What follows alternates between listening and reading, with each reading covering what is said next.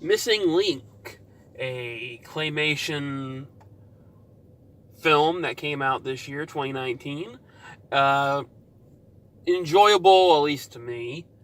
I can definitely understand why people are complaining because they took their children to it thinking that it was a cartoon for small children. They'd be able to enjoy it like something like Frozen or something, where the humor is more leaning towards the adult side. It's not like sex or violent humor, like that kind of stuff, or swearing. The humor is more,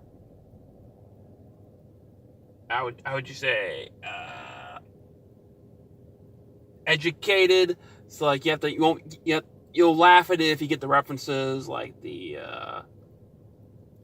them mocking future technology that's already been there or that we already have, and the jokes about how things get their names or what happens. I thoroughly enjoyed it. It could be that this movie's been a really bad year for movies this year. I mean, and I've seen such lousy ones this year that this one just shines because it's not complete crap. Or it could be that I actually enjoyed it. Either way, I would get it on Black Friday. I would tell people to watch it if they also have to like British comedy.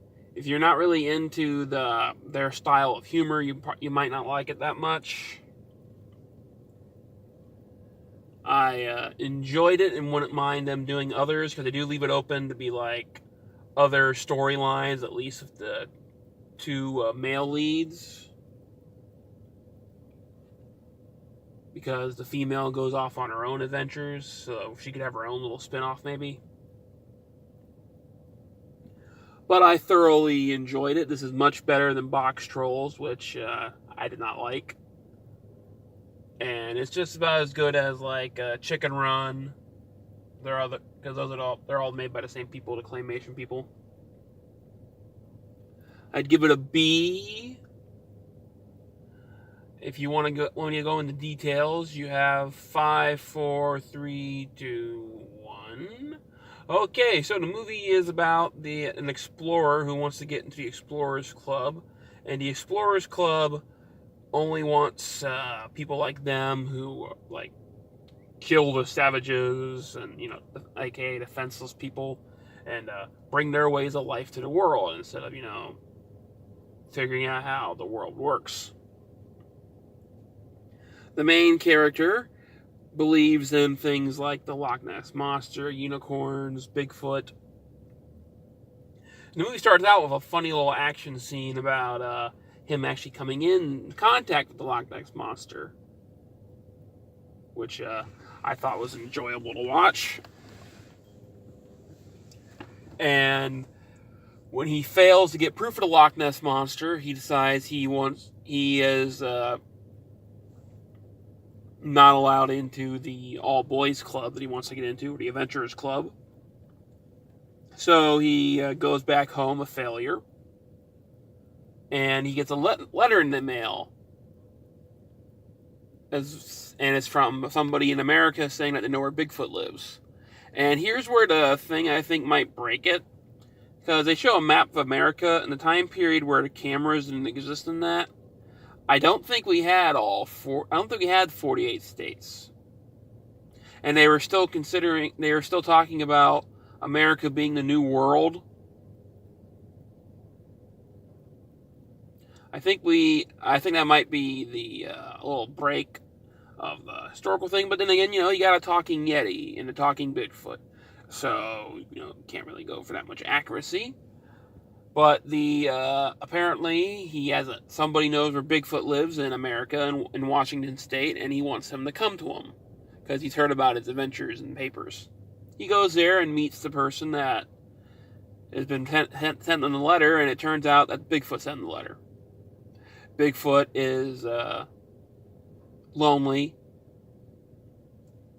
and he wants to go to the Himalayas where the Yetis live because they're his only living relatives. So, the main character, the guy, decides that Sir whatever decides that he's going to help him, but there is a problem. The only map to the location belongs to a dead guy whose wife is scorned by the main character because he was dating her and then he left her. And then a little guy is put on a trail to hunt the two of them because the group doesn't want him in there and doesn't want anybody knowing about the Yetis and everything because they want everything the way it is. They don't want the world to change. So they go on an adventure where there's more word humor, and when they finally do get to Yeti land, the Himalayas, it turns out the Yetis actually hate their American cousins and don't want them there, and they leave. Not before defeating the bad guys who have been following them. And the girl goes off on her own adventures, saying that she deserves better because another funny little thing is he goes in for a kiss to kiss her goodbye, and she stops him and says, "You're a good man, but I deserve better, ha ha ha." And the main guy and the Yeti end up working together, and they go off to find Atlantis, which I would think would probably be the sequel if they made one. Sadly, I don't think this one's going to be getting a sequel because I don't think it's doing that well.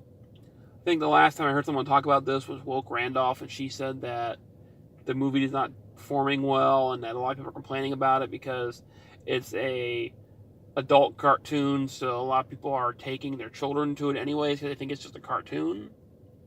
And the kids are saying how they don't like it.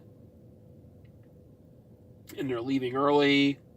So, yeah. As I said, if you like British humor, or you like the film like Chicken Run, I'd say give it a go. Even not if you just like comedies in general, like not like slapstick stuff or like stuff that would need like a laugh track,